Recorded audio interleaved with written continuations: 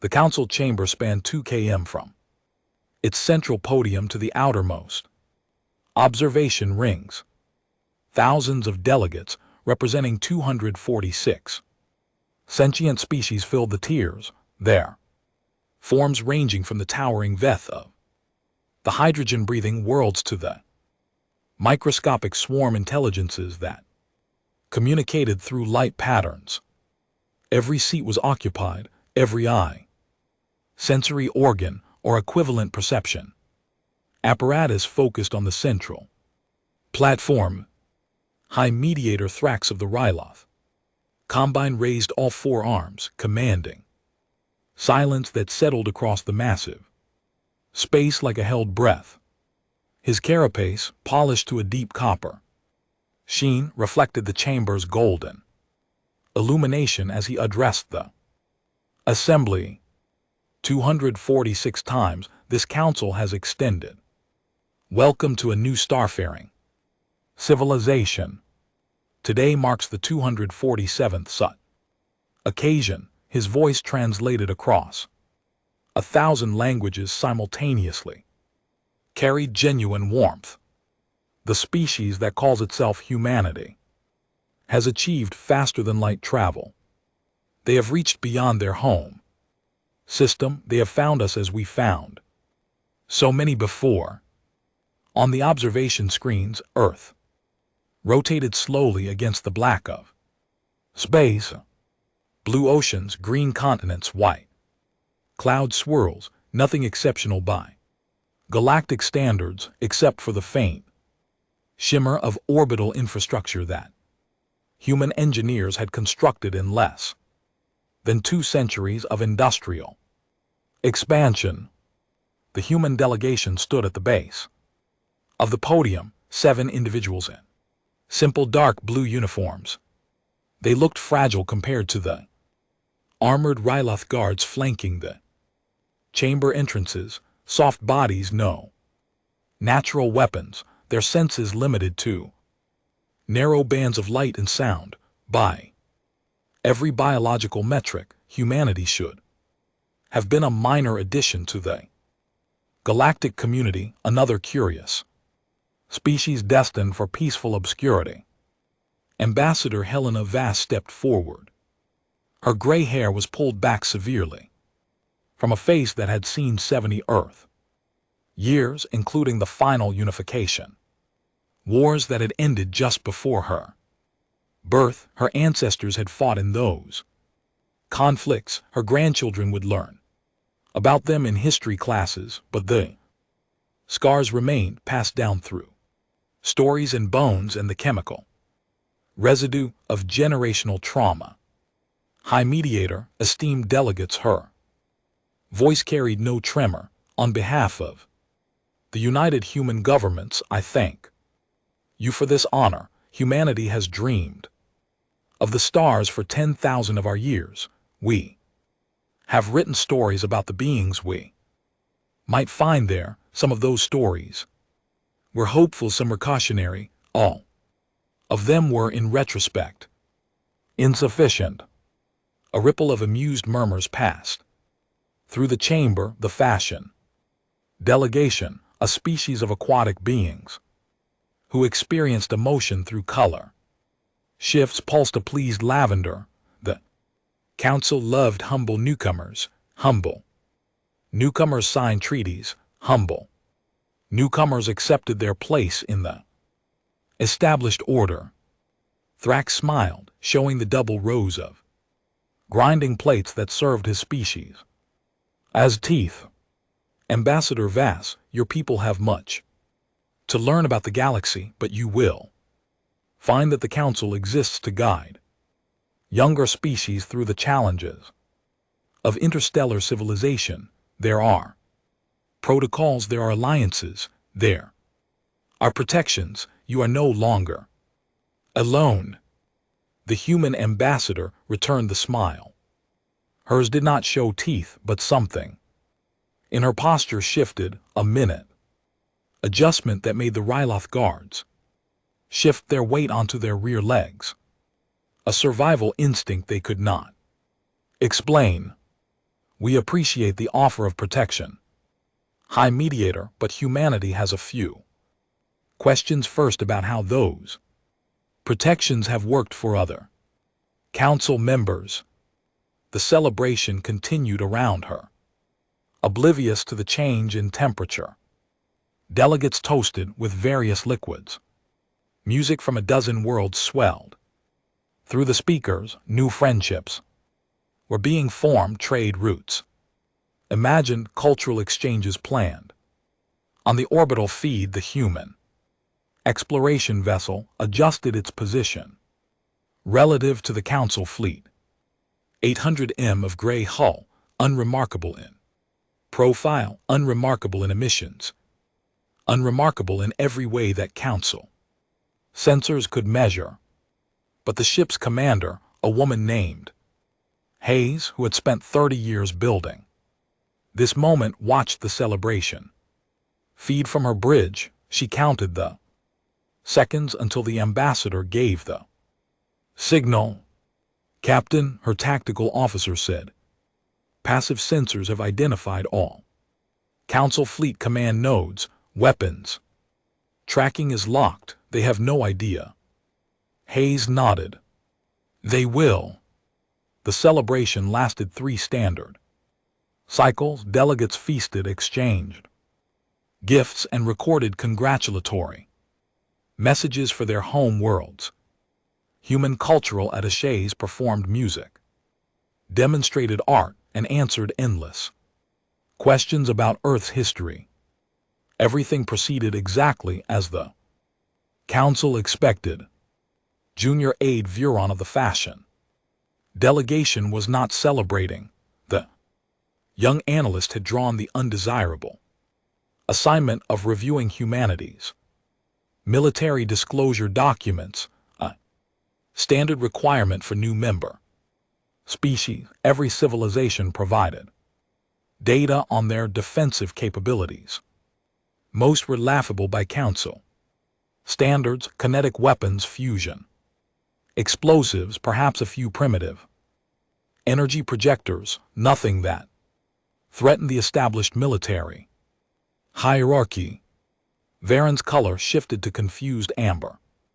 As she worked through the files, her species changed hue based on emotional state and the data streaming across her display was producing emotion she could not reconcile. Humanity claimed to possess no warships. Their disclosure listed only exploration vessels, cargo haulers, and scientific platforms. The largest weapon systems were rated for asteroid defense with yields that could not possibly threaten a shielded military vessel. But the numbers did not align. Varen pulled up humanity's industrial output figures, their energy consumption statistics, their refined material production rates. The raw capacity was there, enormous in scale, but the military allocation showed as near zero. The discrepancy was mathematically impossible unless humanity was either lying or hiding something fundamental about their capabilities. She swam through the data again, her aquatic form propelling her through the tank that served as the fashion delegation's workspace. The numbers refused to resolve. Too much production, too little military spending. The gap suggested a fleet larger than the Council's combined forces, but such a thing was impossible. No new species emerged with that kind of power. The Council's entire structure relied on that impossibility. Varen composed a query and sent it to the human delegation's office, a request for clarification, standard procedure. She expected a response within a standard cycle, probably some explanation about accounting differences or translation errors. The response arrived in 4 minutes. Ambassador Voss herself appeared at the Thajan delegation's workspace, accompanied by 2 human security officers. Their movements were economical, precise, like beings who had mapped every possible threat vector in the room. Before entering, Adverin Voss said, "You found something interesting." Not a question, a statement of fact, delivered with a weight that made the water in Varen's tank feel suddenly cold. Yes, Ambassador, the military expenditure figures don't match your industrial capacity. There appears to be a significant discrepancy. Voss nodded slowly. There is no discrepancy. You're seeing exactly what we intended you to see, but the fact that you noticed suggests you're more capable than most of your colleagues. Varen's color shifted to warning orange. I don't understand. The ambassador turned to look through the tank's transparent wall at the celebration still ongoing in the main chamber. Delegates laughed and sang in, congratulated themselves on another peaceful integration. Tell me, Aide, how does the Council enforce its rulings when a member species refuses to comply? Varen hesitated. The question was not difficult, but something about the way Voss asked it made the answer feel dangerous. The Council maintains a peacekeeping fleet. If diplomatic measures fail, the fleet can be deployed to compel compliance. And has that ever happened? 12 times in Council history, most recently against the Veth Empire 200 years ago. How long did that conflict last? Varen pulled the data from her personal archive. 3 standard cycles. The Veth fleet was neutralized within 1. The remaining 2 cycles were devoted to occupation and restructuring. Voss turned back to face her. 3 cycles, that's how long it took the Council to defeat the second most powerful military in the galaxy. Correct. And how long would it take the Council to defeat humanity? Varen's color drained to pale gray, the fashion equivalent of blood running cold. She understood now. She understood everything, the discrepancy, the impossible numbers, the way Voss looked at her like a teacher watching a student solve a difficult equation. I cannot answer that question without more data. Yes, you can. You're just afraid to say it out loud. Voss leaned closer to the tank's wall. So let me help you. Council's peacekeeping fleet would engage human forces and would immediately discover that every tactical assumption they made was wrong. Their weapons would fail, their communications would collapse, their command structure would dissolve into chaos, and then, when they tried to retreat, they would find that humanity had already positioned assets to block every escape vector. The entire conflict would last. Approximately how long would you estimate, Aide? Varen forced herself to answer. Less than 1 cycle. Less than 1 hour, Voss corrected. Veth didn't lose because they were weak.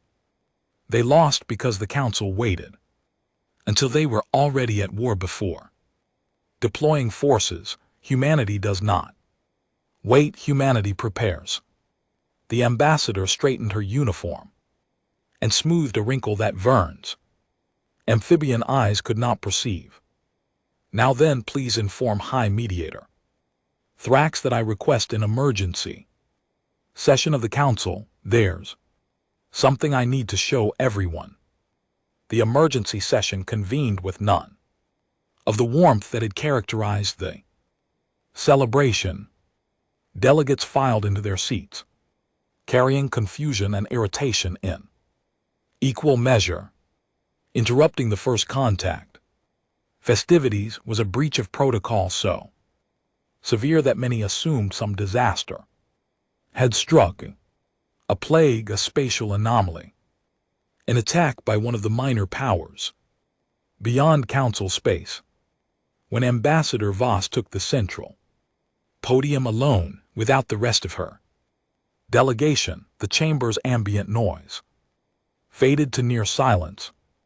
Esteemed delegates, I apologize for the disruption. What I am about to say cannot wait for formal procedures. It cannot be softened through diplomatic channels or buried beneath layers of bureaucratic processing.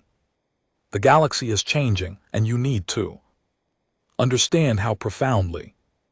High Mediator Thrax's primary arms crossed over his chest while his secondary arms gripped the edge of his elevated platform. Ambassador, this is highly irregular. The Council has protocols for managing weaker species, Voss interrupted. 4. Controlling access to technology. 4. Maintaining a hierarchy that ensures Ryloth and the other founding members never face a threat they cannot contain. Those protocols work beautifully when the new species arrives with weapons that cannot penetrate your shields, ships that cannot match your speed, and economies that cannot compete with your established trading blocks. She paused, letting the weight of her next words settle across the chamber. But what happens when a species arrives with none of those limitations? On the observation screens, the human exploration vessel began to change. Hull panels retracted along precise geometric lines, revealing weapon emplacements that had been hidden beneath standard plating. Energy signatures spiked across every sensor band as power cores that had been running at 5% capacity surged to operational levels. The ship's true dimensions became visible as false hull sections fell away. 800 M became 2,000. 2,000 became 5,000. The vessel unfolding in high orbit was not an exploration ship. It was not a cargo hauler or a scientific platform. It was a dreadnought. Council sensor officers shouted warnings across their networks. Fleet commanders demanded explanations. Defense systems that had been on standby status scrambled to full combat readiness, but it was already too late. The dreadnought had positioned itself at the precise gravitational node that controlled access to the entire system. Every approach vector, every escape route, every tactical advantage belonged to the humans, and they had claimed it. While the Council celebrated, Thrax rose from his seat, all four arms extended in a gesture of shock his species had not used for centuries. What is the meaning of this? You cannot, the Council will not. This is an act of war. It is an act of introduction, Voss replied. You wanted to meet humanity. Here we are. The chamber erupted. Delegates shouted accusations and demands. Some species began evacuating their diplomatic personnel. Others locked down their sections of the Council complex, preparing for a siege. A few simply sat in stunned silence, unable to process what their senses were telling them. A human female had just stood before the most powerful assembly in the galaxy and revealed a weapon capable of destroying everything they had built. And she was still talking. The Council has existed for 12,000 years, Voss continued, her voice cutting through the chaos. In that time, you have encountered 246 spacefaring species. You have integrated them into your systems, regulated their development, and ensured that no single civilization could challenge the established order. It is an impressive achievement. It is also a fragile one. She activated a holographic display, showing the Council's military Deployments. Red dots marked fleet positions across the galaxy. Blue dots marked human vessels that Council sensors had identified during the initial contact period. There were far more blue dots than they Council had detected.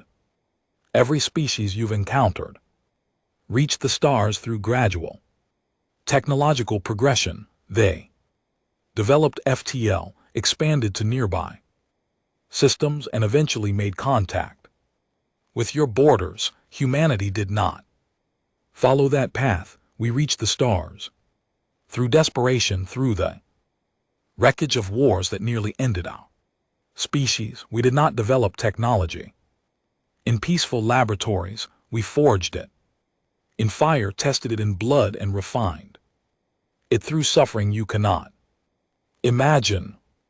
The holographic display shifted to show Earth's history compressed into minutes. Wars, plagues, environmental collapse, near extinction events followed by recoveries, followed by new disasters. The Council watched humanity's home world burn and rebuild and burn again, each cycle producing harder, sharper, more dangerous survivors. When we finally reached the stars, Voss said, we did not find a council waiting to welcome us. We found silence, empty space, the ruins of civilizations that had risen and fallen before we learned to walk upright, and we asked ourselves what happened to them. What force could wipe out species that had endured for millions of years? The display shifted again, showing the borders of Council space expanding over time, absorbing territory, absorbing species, absorbing power. We found the answer, Voss continued. The Council didn't destroy those civilizations. It didn't need to. It simply incorporated them, regulated them, and ensured they never became threats. The Council is not a peacekeeping organization. It is a cage. A beautiful, comfortable, carefully maintained cage. Thrax's voice emerged as a guttural roar. You know nothing of our governance. You have been here for 3 cycles. You have not seen the trade agreements, the cultural exchanges, the mutual defense pacts that I have seen. The Veth Empire. The chamber went silent. The Veth, Voss said, were the second most powerful military in the galaxy. They had their own alliances, their own trade networks, their own cultural achievements. And when they refused to accept Council authority, you destroyed their fleet in 3 cycles and spent 2 more restructuring their entire civilization to ensure compliance. The Veth are still a Council member, but they are not the Veth anymore. They are what you made them. She turned to face the Veth delegation. Directly, their 4-armed forms hunched low, their copper carapaces dulled to a sickly bronze. They did not meet her eyes. They did not need to. Everyone in the chamber knew the truth of what she was saying. So here is the question the Council has never had to answer, Voss said, spreading her arms wide. What happens when a species arrives that cannot be caged, that has already survived its own destruction, that looks at your fleets and sees not overwhelming force but a tactical problem with a solution? On the orbital feed, the Dreadnoughts' main weapon systems powered up, not targeting anything, not firing, just proving they could. What happens, Ambassador Voss whispered, when humanity says no? The Council's military command center operated on lower levels beneath the main chamber, protected by armor plating designed to survive a direct hit from a supernova's radiation pulse. Fleet Commander Voreth of the Ryloth Combine had served in that bunker for 40 years, directing peacekeeping operations across 10,000 light-years of Council space. He had never faced a situation without a protocol. Today he faced three. Confirm those weapon classifications. He ordered, his primary hand stabbing at sensor displays while his secondary hands coordinated fleet movements. I want yields, ranges, recharge rates, and tactical vulnerabilities. The lead sensor analyst, a Yithel whose crystalline growth patterns shifted with computational load, responded without looking up from his station. Commander, the readings are anomalous. Human weapons appear to operate on principles we do not recognize. Their primary battery shows energy signatures consistent with 0.1 extraction, but the containment method defies known physics. If those readings are accurate, one human dreadnought could engage the entire Council fleet and achieve a 94% probability of victory. Vorith's carapace lost its luster. Sign of stress his species could not control. That is impossible. No new species emerges with that capability. The technological gap alone. The gap only exists because the Council has carefully controlled technology distribution for 12,000 years. The Ethel finally turned, his crystalline face reflecting Vorith's own horror back at him. Humanity did not receive technology from the Council. They developed it themselves, and they developed it under conditions no Council species has experienced. Vorith demanded the data, the E-cell provided it. Earth's recorded history stretched back 4 billion years, but the relevant portion covered only the last 10,000. Human civilization had risen and fallen with terrible frequency. Empires that spanned continents collapsed into chaos. Scientific breakthroughs were lost and rediscovered and lost again. Industrial revolution, which had taken Council species centuries to achieve, occurred on Earth in less than 100 years. The transition from planetary warfare to space flight took 50. The development of FTL travel, which Council species typically achieved after 2,000 years of peaceful space exploration, emerged from human desperation in less than 200. The first human FTL drive had been built during a resource war that threatened to return their species to pre-industrial technology. They had not reached for the stars because they were curious. They had reached because staying home meant extinction. Vorith read the reports in mounting horror.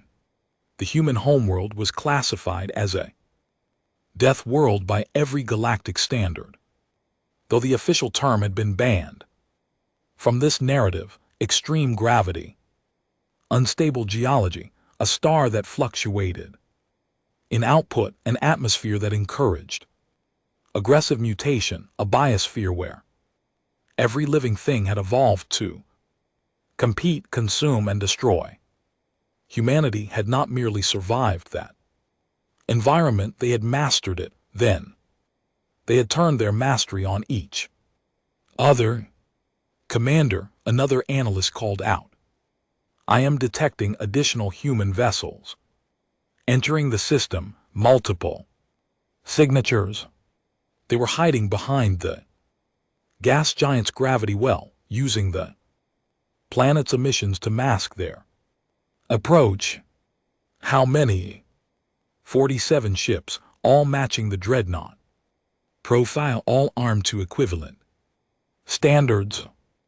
Vorith's secondary hands clenched so hard his claws drew fluid from his palms. 47 dreadnoughts, even if the initial estimates were wrong by a factor of 10. 47 ships of that class could shatter the Council's peacekeeping fleet in a single engagement. What do they want? He whispered. The Ethel answered, that is the wrong question, Commander. The correct question is, what are they willing to do? Up in the main chamber, Ambassador Voss was answering that question for the civilian delegates. Humanity does not seek war, she said, her voice steady despite the chaos around her. If we sought war, this conversation would not be happening. The Dreadnought would simply fire, your fleets would die in orbit, your command centers would lose contact with each other, and within one standard cycle, every council world would receive the same message: surrender or follow the Veth into submission. A fashion delegate pulsed panic red. Then, why are you here? Why show us your weapons if you do not intend to use them? Voss walked to the edge of the podium, close enough that the Ryloth guards could have reached her in 3 strides. They did not move. Something in the human's posture told them that 3 strides would be 3 steps too many. We are here because the Council's way of doing things is broken.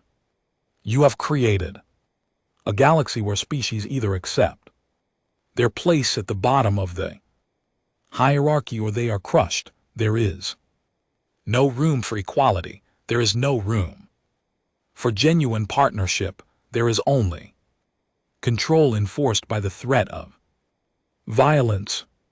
She pointed to the Veth delegation. These beings once ruled 1,000 worlds. They had art, science, philosophy, music, a civilization 10,000 years old, and you took it from them because they asked for something you were not willing to give. What did they ask for? A delegate called out. Voss did not look away from the Veth. They asked to be treated as equals. The Veth ambassador, a female whose carapace had lost its luster decades ago, finally raised her head. Her voice emerged as a dry whisper. We asked for a single vote, not more than the founding members, just equal to them. The Council refused. When we continued to advocate for reform, they declared us a threat to stability. 3 cycles later, our fleet burned. She looked at Voss with eyes that held no gratitude, only exhausted recognition. You are not saving us, human. You are using our suffering to justify your own aggression. Voss nodded, accepting the rebuke. You are correct. I'm not saving anyone. I'm offering a choice. The Council can continue as it always has, and humanity will become what it has always been, the end of every hierarchy that cannot adapt, or the Council can change truly. Change, not cosmetic reforms, not new protocols that preserve the same power structures. Change that makes every species, from the oldest founding member to the newest arrival, equal before the law. Thrax had returned to his seat, his 4 arms folded across his chest in a gesture his species used to contain rage. And if we refuse? Voss smiled. It was not a predator's smile, it was something worse, the expression of someone who had already calculated every possible outcome and found them all acceptable. Then we will show you what humanity does when there are no more diplomatic options. The Dreadnought's active scan rolled across the Council fleet like a wave across still water. Every ship in the system detected it simultaneously. The pulse of energy washed over hulls, penetrated shields, and mapped internal systems with precision that should have required hours of passive observation. The humans completed it in 3 seconds. Then the jamming began. Council communications networks, designed with redundant pathways and Hardened frequencies collapsed in cascading failure. The human jamming algorithms had been tailored specifically to exploit gaps in Council transmission protocols, gaps that should have been classified should have been unknown to any outside species, should have been impossible for first contact civilization to discover.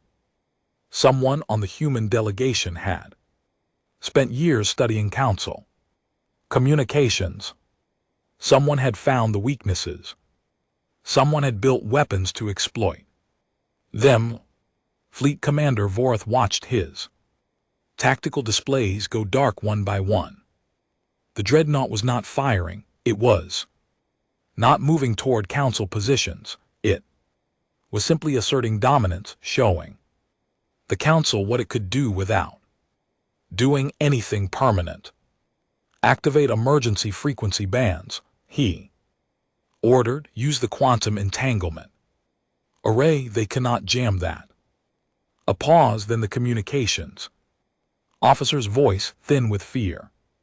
Commander, the entanglement array is offline. Someone accessed the maintenance protocols and disabled the primary entanglement nodes. The access credentials belong to the VETH delegation. Vorth turned to face the VETH ambassador, who had not moved from her seat in the main chamber. You betrayed us. The VETH female did not deny it. The humans offered us something the Council never did. They offered us a chance to be what we were before you broke us. You will pay for this. Every VETH world will. What will you do, Commander? She interrupted. Destroy our fleet. You already did that. Restructure our government. You already did that. Reprogram our children to forget their history. You already did that too. There is nothing left for you to take from us. But there is something we can give the humans.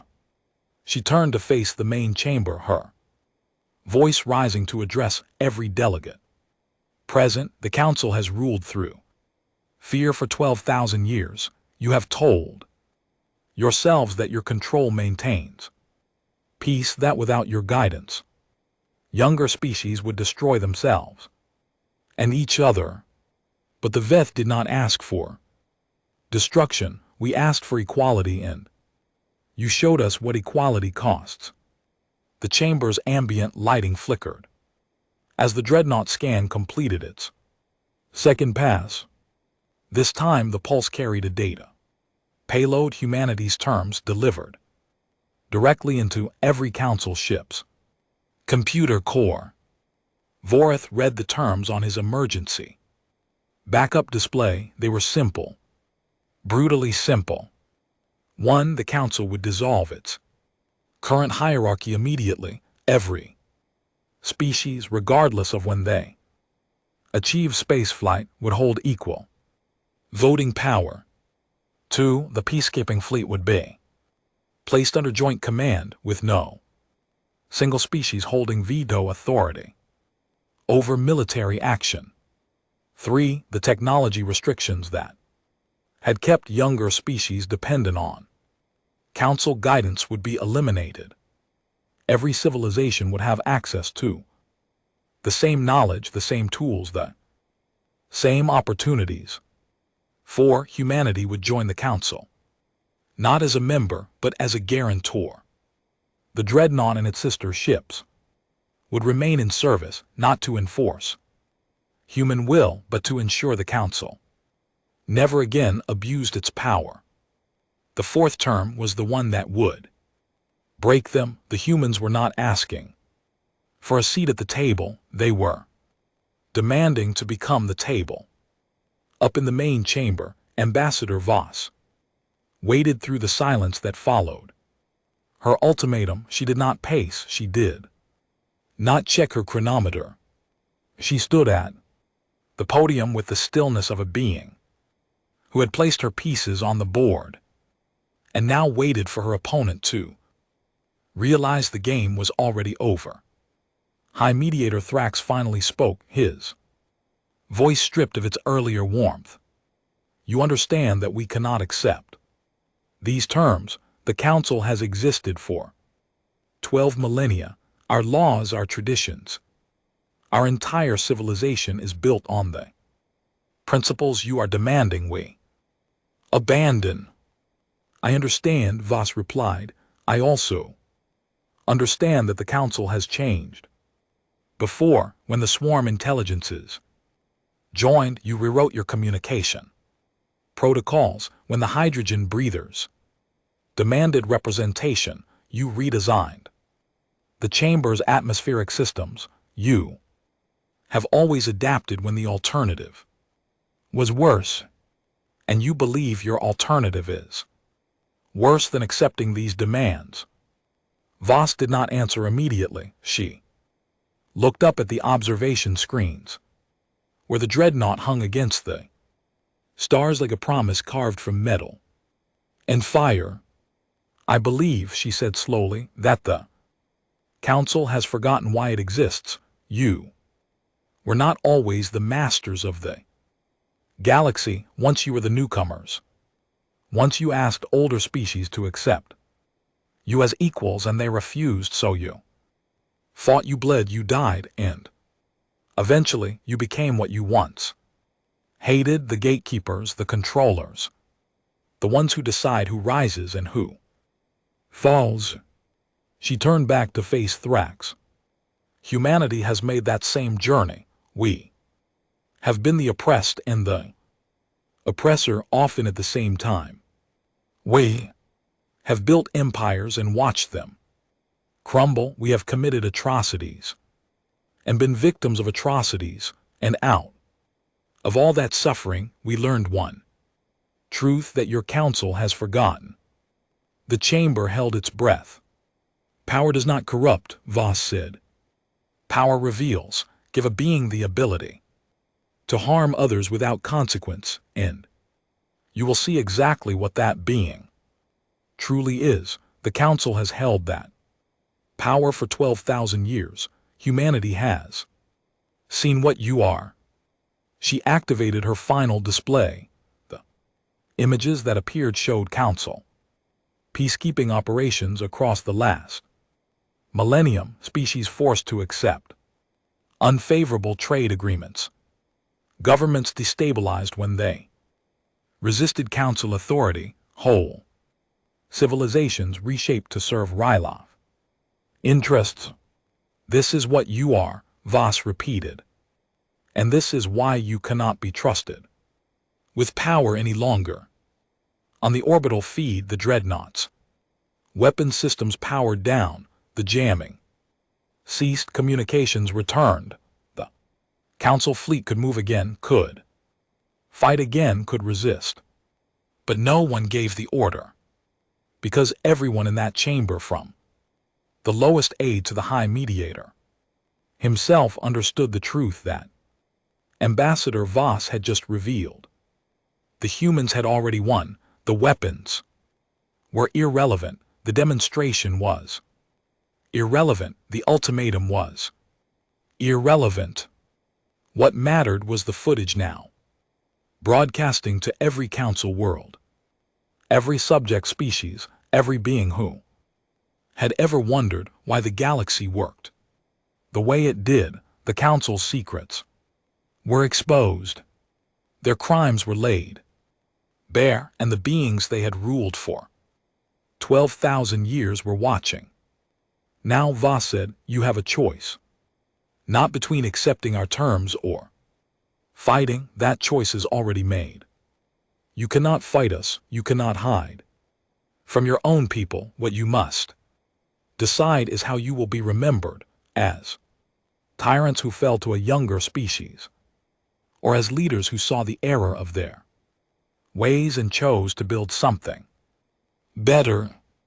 Thrax's forearms fell to his sides. His carapace lost the last of its copper luster, fading to a dull gray that matched the Veth ambassadors. You have destroyed us, he whispered. No, Voss replied, we have saved you From yourselves, the destruction was your own doing. We are simply the ones who made you look at it. The council did not vote. Voting would have required acknowledging that choice existed, that the humans had presented a genuine alternative to continued resistance. Instead, though, delegates sat in their seats and waited for someone else to move first. High Mediator Thrax broke first.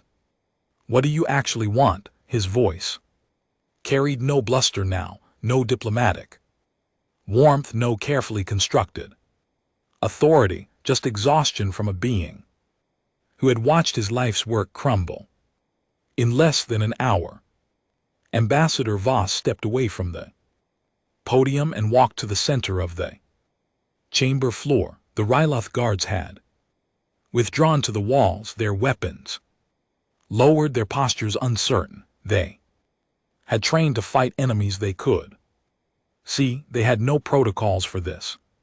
I told you what we want: equality, transparency, accountability, the same things every species in this chamber wants but has been too afraid to demand. Those are concepts, Thrax said, not demands, not concrete actions. Tell me exactly what you expect the council to do right now in this moment to satisfy humanity.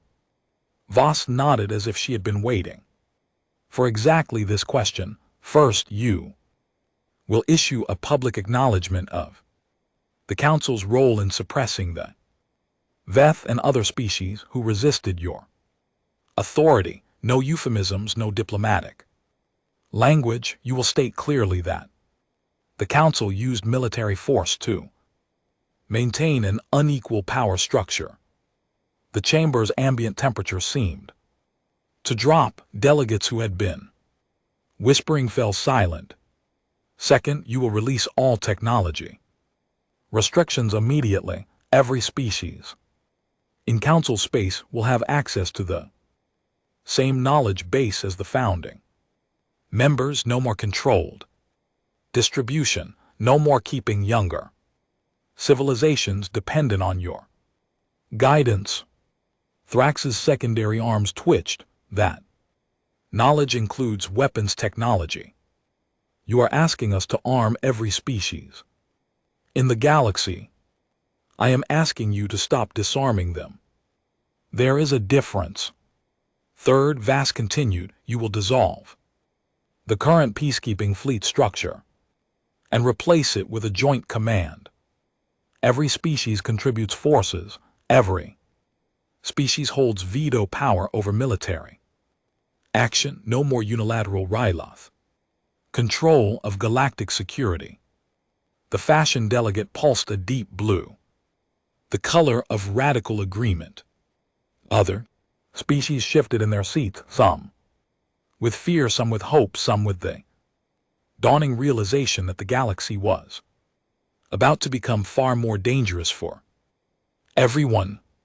Fourth, humanity will take a permanent seat on the council with full voting rights. We will not be subject to the waiting periods or technology restrictions applied to other new members. We are here now and we are here to stay. Thrax's primary hands gripped the edge of his platform. You said you did not want a seat at the table. You said you wanted to become the table. I lied, not about the power structure. That will change as I've described, but humanity does not trust the council to reform itself without oversight, so we will provide that oversight directly, personally, every day for as long as it takes. A delegate from one of the minor founding species spoke up, her voice trembling. And if we refuse, not because we want to keep our power, but because we genuinely fear what will happen. The galaxy is not a kind place. The council's restrictions were not purely selfish. We have kept younger species from weapons they could not control, from technologies that could destroy them, from knowledge that had destroyed civilizations before them. Voss turned to face the speaker. I know. I have read your historical archives. I have seen the ruins of species that reached too far too fast and burned themselves out. The councils. Restrictions were not evil, they were paternalistic, condescending, and ultimately self-serving, but they were not evil. She paused. They were also unnecessary. The species that destroyed themselves did so because they lack something humanity has in abundance. We have already destroyed ourselves multiple times. The weapons you fear giving to others, we built in our pre-industrial age. The technologies you restrict, we developed in secret laboratories while fighting wars for survival. The knowledge you control, we earned through suffering that would have broken any council species. She looked around the chamber, meeting as many eyes as she could. You are afraid of what younger species will do with power, but you are more afraid of what they will do without it. Without power, they are dependent on you. Without power, they must accept your terms. Without power, they cannot demand equality. Voss walked back to the podium and placed both hands on its surface. Humanity is offering you a way out of that fear. Give everyone the same tools. Give everyone the same knowledge. Give everyone the same opportunities, and then trust that most species will choose creation over destruction, cooperation over conflict, growth over stagnation. And if they don't, Thrax asked, then we will deal with them. That is what humanity does. We deal with problems. We do not hide from them. We do not control them. We do not spend 12,000 years building elaborate systems to avoid facing the hard questions.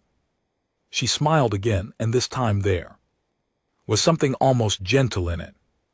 You have been the galaxy's parents for too long. You have protected your children from every scraped knee and broken heart, but children do not learn by being protected. They learn by falling. They learn by failing. They learn by making mistakes and fixing them. She gestured to the observation screens, where the Dreadnought still hung against the stars. We are not your children. We are not your students. We are not your subjects.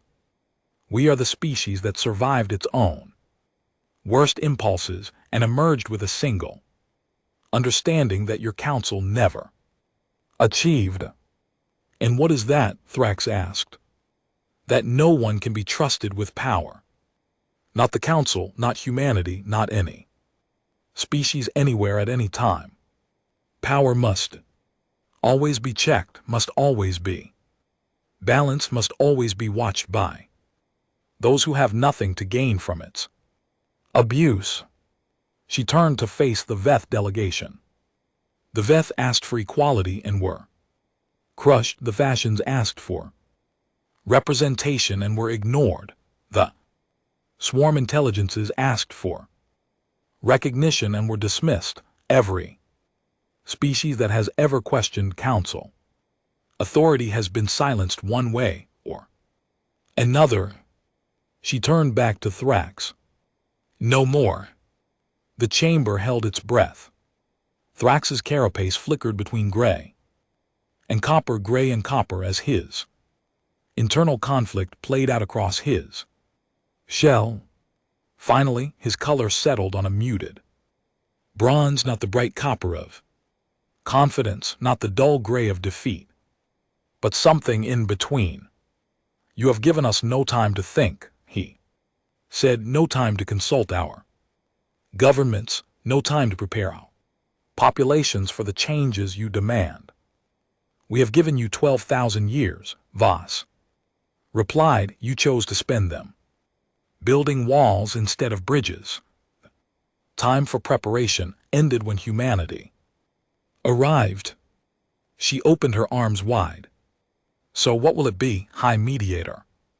Will the Council learn to share, or will you force us to demonstrate why sharing is the only rational choice?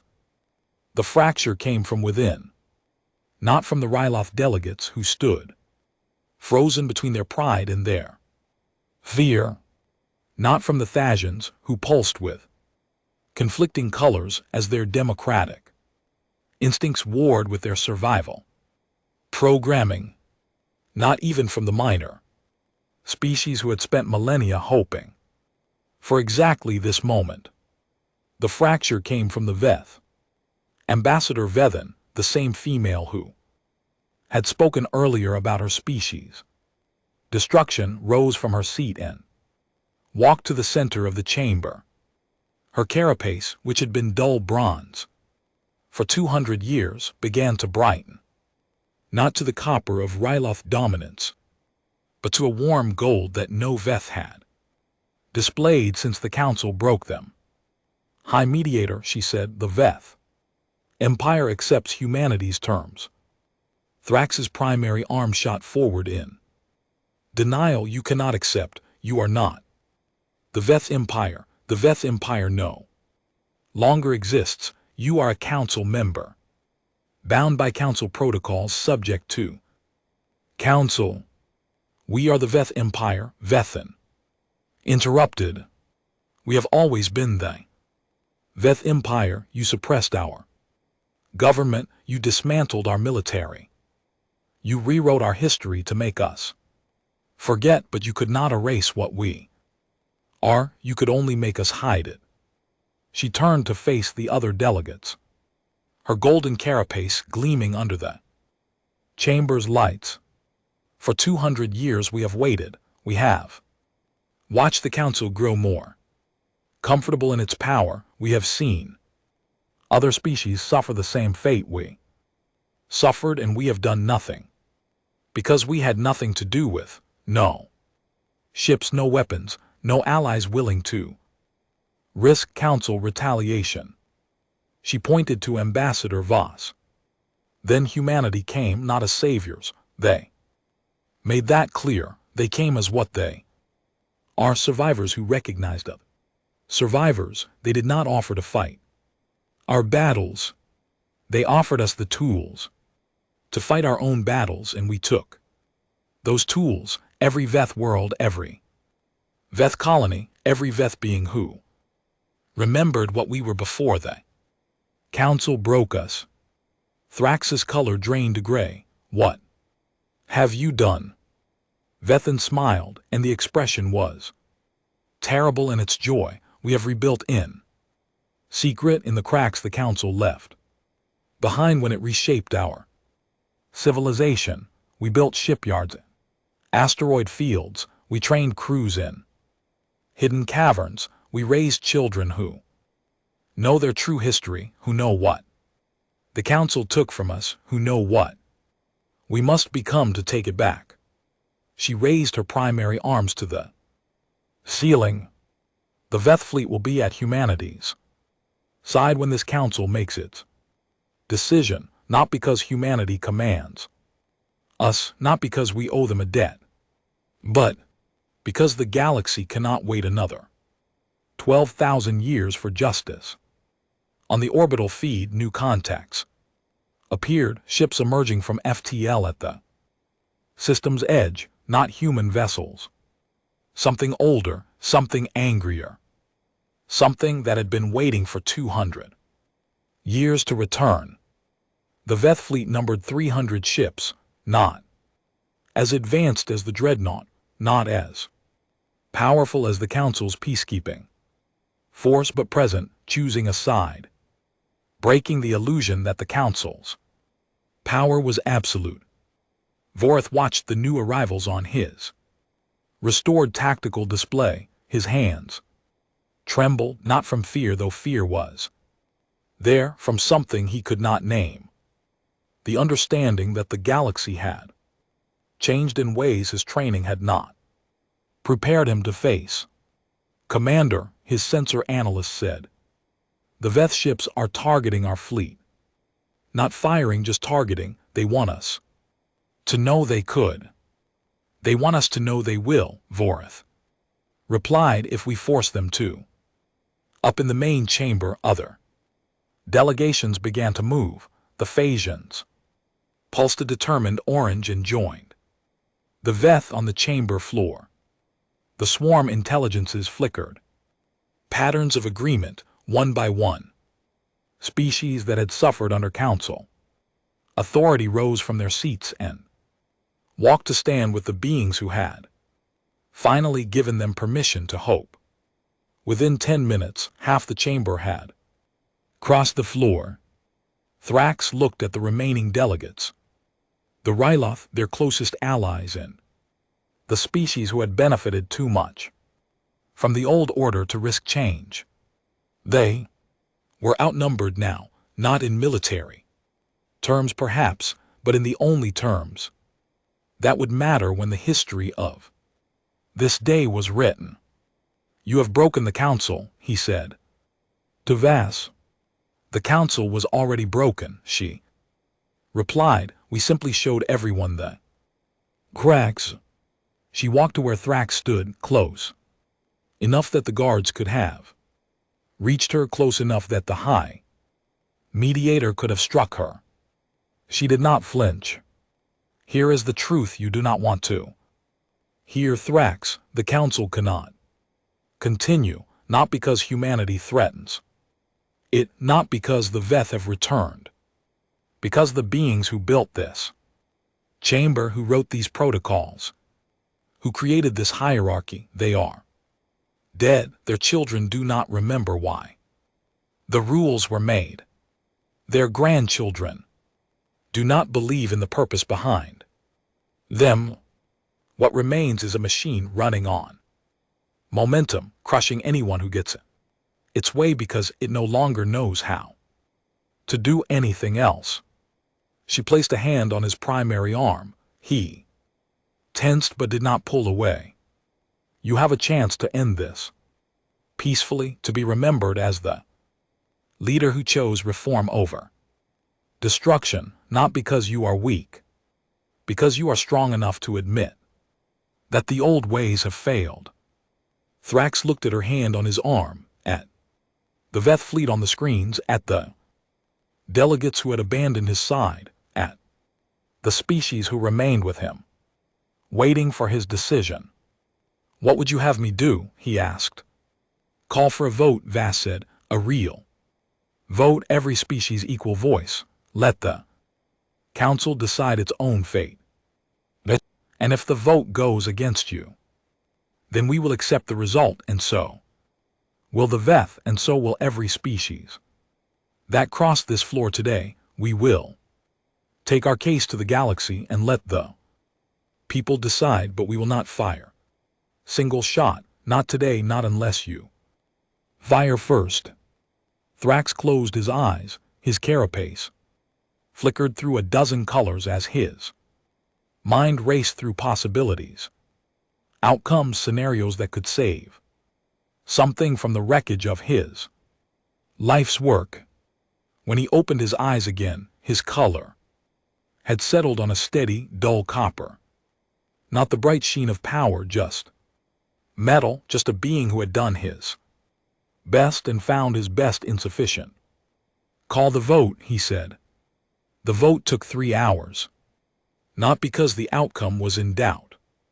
Every delegate in that chamber knew which way the numbers would fall. The 3 hours were consumed by procedure, by speeches that would be quoted for generations, by last-minute attempts to amend terms, soften demands, preserve something of the old order.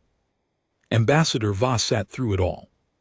Without visible emotion, she had done her work. The pieces had moved. Now she watched the board settle into its new configuration.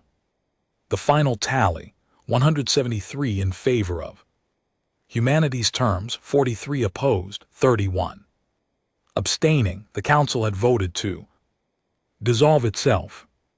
Not literally, of course. The institution would continue. Too many treaties, too many trade agreements, too Many shared systems depended on its existence. But the power structure that had governed the galaxy for 12,000 years ended in that moment with a vote that no one could challenge because everyone had participated. High Mediator Thrax announced the result in a voice stripped of its former authority. The Council accepts the terms presented by humanity, effective immediately. All technology restrictions are lifted. The peacekeeping fleet will be restructured under joint command, and every species in Council space will hold equal voting power. He paused, looking at Voss with eyes that held no anger, only exhausted acceptance. Humanity will take its seat as a full member of this body with all rights and responsibilities that entails. The Veth Empire will be restored to its former status as an independent civilization. And the galaxy will change. The chamber erupted not with the polite applause of diplomatic ceremony, but with genuine noise. Delegates shouted questions, congratulations, warnings, demands. Some wept, some laughed, some simply sat in stunned silence, unable to process what had just happened. Voss walked to the Veth ambassador and extended her hand. Congratulations, Ambassador Vethin, the war is over. Vethin took the hand, her golden carapace shining bright enough to light the space between them. The war is never over. Human, you know this, you have the same scars we do. Then the battle is over for now. We'll take the victories we can get.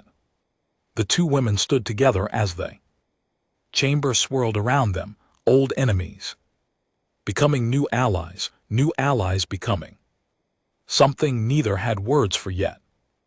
High Mediator Thrax found Voss 3 hours later, after the delegates had returned to their quarters and the chamber had emptied. She stood alone at the observation window, watching the Dreadnought maintain its position above the Council homeworld. You never intended to fire those weapons, he said. It was not a question. Voss did not turn around. Correct. The demonstration, the jamming, the threats, all of it was theater. All of it was necessary. You would not have listened otherwise. None of you would have listened. You had too much invested in the old system, too much pride, too much fear of what would happen if you admitted it had failed. Thrax moved to stand beside her, his 4 arms folded behind his back. And now, what happens now that we have admitted it? Now the hard work begins. Building something new is always harder than tearing something down. You'll face rebellions from species who like the old way, power struggles as everyone adjusts to their new status.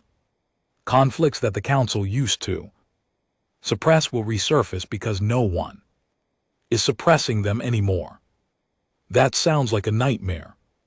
It is a nightmare. It is also the only way forward. The Council's peace was a lie. It was peace bought at the price of freedom, equality, justice. That kind of peace does not last. It only postpones the inevitable collapse.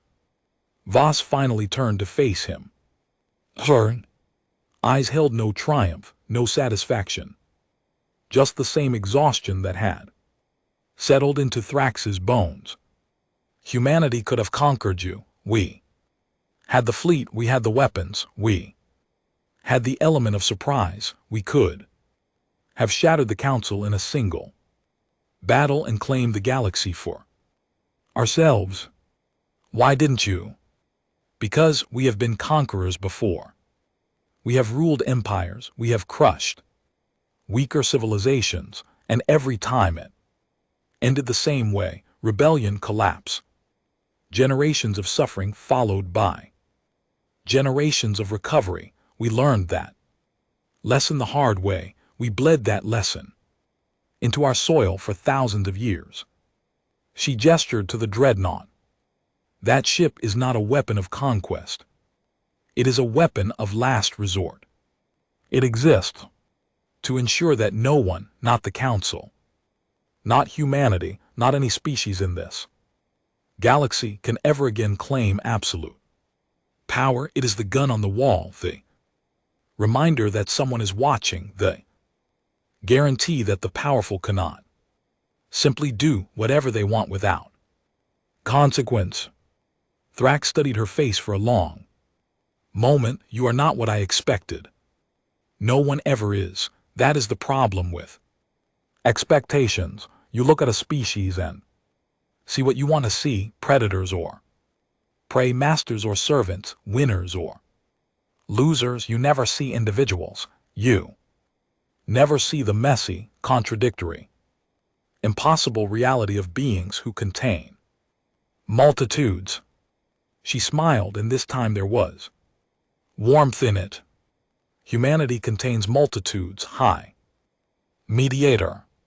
We are the species that built concentration camps and the species that liberated them. We are the species that dropped atomic bombs and the species that banned them. We are the species that enslaved each other and the species that fought for 300 years to end slavery. You cannot reduce us to a single word. You cannot fit us into your categories. We will always surprise you.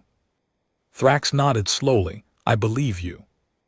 Good, because the next surprise is coming soon. She turned back to the window. The galaxy is about to become very dangerous. Every species with access to advanced weapons, every civilization with grievances against its neighbors, every faction that sees opportunity, chaos. They will test the limits of this new order. There will be wars. There will be atrocities. There will be moments when you regret ever agreeing to this. And what will humanity do then? Voss's reflection in the window showed her smile fading. What we have always done: survive, adapt, and remind everyone why they should be very careful about starting fights they cannot finish. She left him there, alone with his thoughts in the stars. Thrax watched her go, then turned back to the observation window.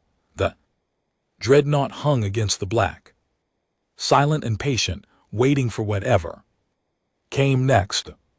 He had spent 12,000 years building a system that was supposed to prevent exactly this moment, a system that was supposed to ensure no species could ever challenge Ryloth's supremacy, a system that had failed not because it was weak but because it had forgotten why it existed.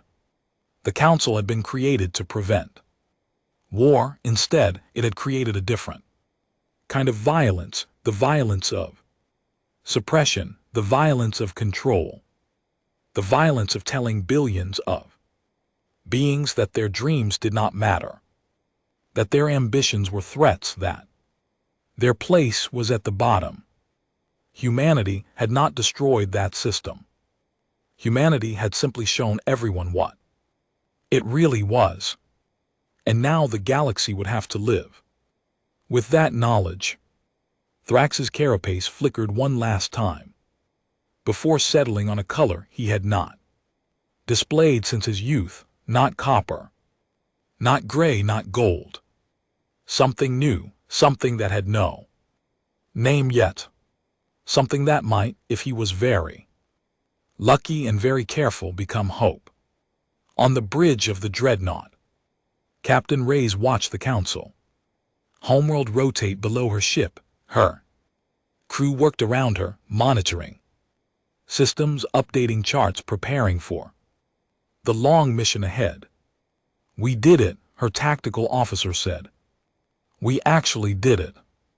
Reyes shook her head. We did nothing. The ambassador did it. The politicians did it. We just sat here and looked. Threatening. Looking threatening was important. Without us, they would have laughed her out of the chamber. Maybe, maybe not. We'll never know now. She turned to face her crew. But listen to me, all of you. This is not over. This is not a victory. This is the beginning of something, and beginnings are fragile. The Council will test us. The Veth will test us. Every species in this galaxy will test us. Because that is what beings do when the rules change. They push, they probe. They look for weaknesses. She walked to the center of the bridge, where her crew could see her clearly. Our job is to have no weaknesses. Our job is to be exactly what the ambassador promised, a reminder, a guarantee.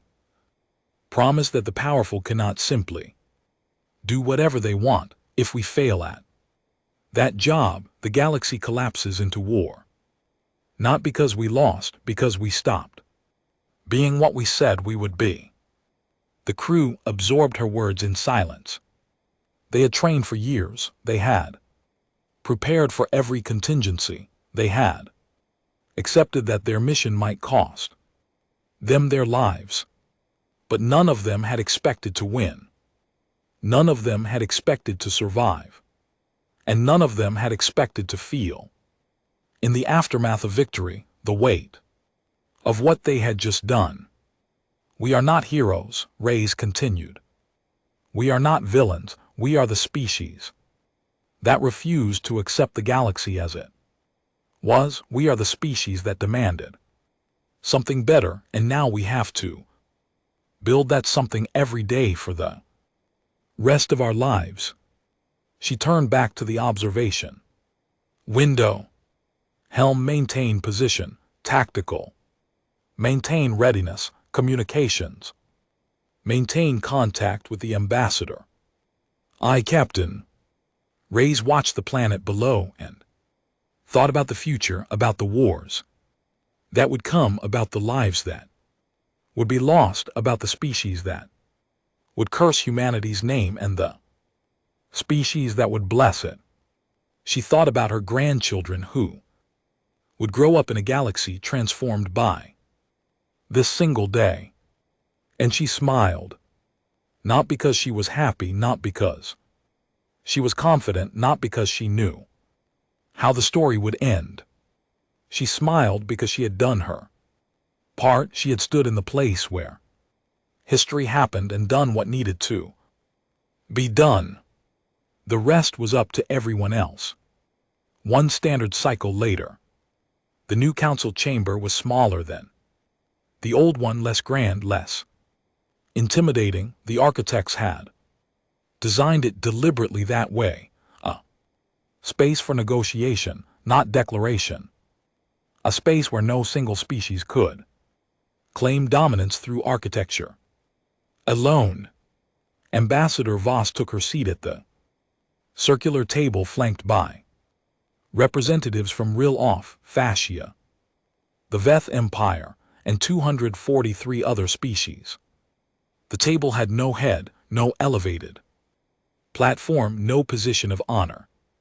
Just beings talking, trying to build something new. The first order of business was the Dreadnought. The weapon remains in service, Voss said, responding to a question from the Fascia delegate. It will continue to patrol council space. It will continue to serve as a deterrent against aggression, and it will continue to remind everyone in this room that the old ways are over. And who controls this weapon? The delegate asked. Who decides when it fires? Humanity controls it. Humanity decides. But we have agreed to submit to council oversight. If the council votes to censure us for misuse of the Dreadnought, we will accept that censure. If the council votes to remove the Dreadnought from service, we will debate that vote. We are not above the law. We are not outside the system. We are part of it. The fashion delegate pulsed a skeptical yellow, and if the council votes to remove the Dreadnought and humanity refuses, Vess smiled. Then we will have proven that we are no better than the council we replaced, and the galaxy will have to deal with us the same way it dealt with the old tyrants. Through resistance, through rebellion, through the endless struggle of beings who refuse to accept that anyone has the right to rule them without consent. She looked around the table. That is the difference between humanity and the council. We do not claim to be above accountability. We do not claim to be wise enough to rule without oversight. We claim only to be willing to try something new, to build a galaxy where power is shared, where voices are equal, where no species can hide behind tradition or authority to justify oppression. She placed her hands on the table.